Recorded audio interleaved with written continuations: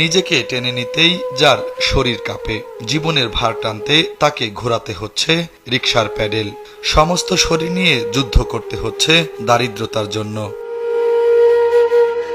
থরথর করে কাঁপছে হাত পা শরীর, হাঁটতেও পারছেন না ঠিকমতো, বয়সের ভারে নুয়ে পড়েছে শরীর। তবুও এই বয়সে রাজধানীর সড়কে রিকশা নিয়ে বের হয়েছেন ৭০ ঊর্ধ্ব সাইফুল ইসলাম। হাজার কষ্ট লুকিয়ে নীরব থেকে সন্তান ও পরিবারের মুখে হাসি ফোটাতে নিজেকে বিলিয়ে দেওয়ার নামই হয়তো বাবা। সংসার কাজে মেয়ে যে পয়সা বেতন পায় অনার্সে পড়ে তো। ওয়ালটন এখন দেশের সীমানা পেরিয়ে পৌঁছে গিয়েছে ৫০টিরও বেশি দেশে। ওয়ালটন, ঘরে ঘরে বিশ্বজুড়ে। জীবনের বেশিরভাগ সময় কাটিয়েছেন রিকশার সাথে। ৪০ বছরের বেশি সময় ধরে রিকশা চালান ঢাকায়। রিকশা চালান কত বছর? আমি রিকশাটা জিয়ার আমানতে।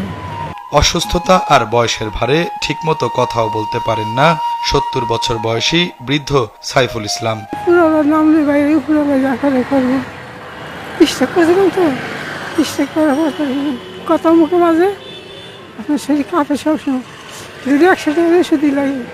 স্ত্রী ও মেয়েকে নিয়ে রাজধানীর রামপুরা এলাকায় বসবাস করেন সাইফুল ইসলাম। গ্রামের বাড়ি ঢাকার দোহারে। ছোট মেয়ে আছে, চাকরি করে। আর বাকি দুজন বিয়ে হয়ে গেছে। চাচি আছে?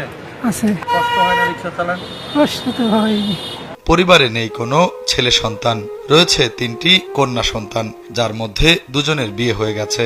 জীবনের সবকিছু দিয়ে ছোট মেয়েকে পড়ানোর চেষ্টা করছেন রাজধানীর একটি অনার্স কলেজে। পরিবার থেকে রিকশা চালাতে নিষেধ করলেও অভাব তাকে ঘরে থাকতে দেয় না। সাইফুল ইসলাম বয়স ৭০-এর বেশি, দেখতেই পাচ্ছেন শরীর নিয়ে ঠিকমতো দাঁড়াতে পারছেন না, কাঁপছেন। তারপরও পেটের দায়ে এই বয়সে রিকশা নিয়ে বেরিয়েছেন রাজধানীর সড়কে। পরিবারে রয়েছে ৩টি কন্যা সন্তান, তার স্ত্রী। সমাজের উচ্চবান ব্যক্তিরা যদি এ সকল সাইফুলদের পাশে একটু সহযোগিতার হাত বাড়িয়ে দেন, তাহলে হয়তো এই বয়সে তাদের আর রিকশা চালাতে হয় না। এদের জন্য সবসময় অবিরাম ভালোবাসা। শুভ খান, কালবেলা।